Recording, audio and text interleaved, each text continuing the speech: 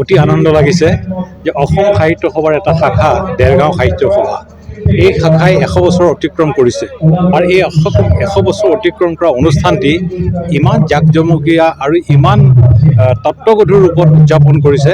মই দেৰগাঁও সাহিত্য সভাৰ সমূহ বিষয়ববীয়াসহ দেৰগাঁওবাসী ৰাইজক অসম সাহিত্য সভাৰ পৰা আন্তৰিকভাৱে ধন্যবাদ জ্ঞাপন কৰিছোঁ। আমি আচলতে অসম সাহিত্য সভাই কৃষি বিষয়টোক গুৰুত্ব দি কৃষি বিশ্বকোষ নামেৰে দুটা খণ্ডত প্ৰকাশ কৰিবলৈ খুব আগ্ৰহ প্ৰকাশ কৰিছিলোঁ, কিন্তু আমাৰ অৰ্থনৈতিক কিছু সমস্যা আছে আৰু ইতিমধ্যে অসম কৃষি বিশ্ববিদ্যালয়ৰ কৰ্তৃপক্ষৰ লগত যোগাযোগ কৰিছিলোঁ। সেই সময়তে আজিৰ প্ৰায় এবছৰ আগতে তেখেতসকলক অনুৰোধ জনাইছিলোঁ যে যিহেতু এখন কৃষি বিশ্ববিদ্যালয়ৰ এটা শিক্ষা অনুষ্ঠান, তেখেতসকলে যদি কৃষি বিশ্বকোষ গ্ৰন্থখন যদি প্ৰণয়ন কৰি দিয়ে, প্ৰস্তুত কৰি দিয়ে, তেতিয়াহ'লে আমি প্ৰকাশ কৰিবৰ কাৰণে খুব আগ্ৰহী।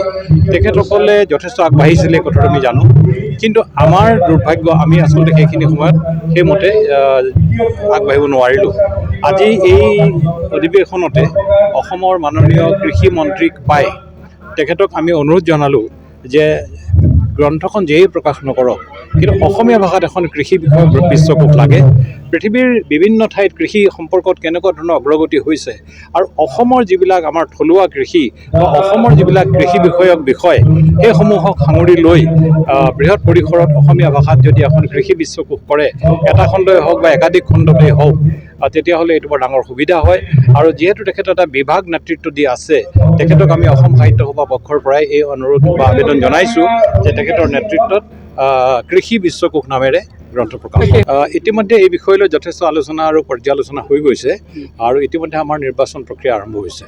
গতিকে এতিয়া আমাৰ নিৰ্বাচনী প্ৰক্ৰিয়াত দুজন সভাপতিৰ নাম প্ৰাৰ্থী হিচাপে অৱতীৰ্ণ হৈছে আৰু বাকী প্ৰধান সম্পাদকৰ কাৰণে 3জন, উপসভাপতিৰ কাৰণেও 3জন।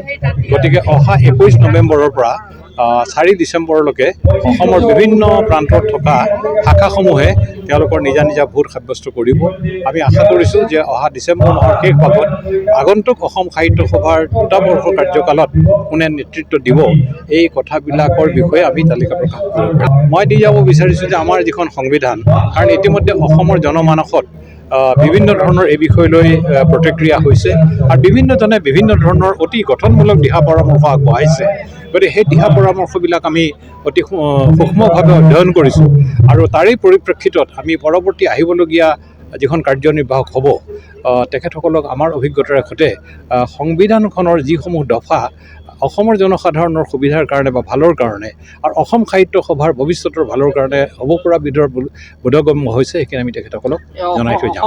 যে অসম সাহিত্য সভাক লৈ আমি এইটো অনুধাৱন কৰিবলৈ সক্ষম হ'লোঁ। এতিয়াও আগৰ পৰাই আছে, আগতেও আমি অসম সাহিত্য সভাৰ প্ৰতি অসমৰ মানুহৰ যি উৎকণ্ঠা, যি আগ্ৰহ, এইখিনি দেখা পাই আহিছোঁ। আৰু অকণমান ক'ৰবাত যদি বিপথে পৰিচালিত হ'বলগীয়া হয়, তেনেহ'লে অসমৰ জনসাধাৰণে যে যথেষ্ট জাগ্ৰত হৈ ইয়াত অংশগ্ৰহণ কৰে, সেইটো কিন্তু মই ভাবোঁ অসম সাহিত্য সভাৰ কাৰণে এটা ভাল লক্ষণ। গঠনমূলক সমালোচনা আমাক লাগে আৰু লগতে দিহা পৰামৰ্শ লাগে। কোনটো দিশেৰে গ'লে অসম সাহিত্য সভাই অসমৰ বৃহত্তৰ স্বাৰ্থৰ খাতিৰত কৰ্ম সম্পাদন কৰিব পাৰিব, এই দিহা পৰামৰ্শখিনিও আমাক লাগে।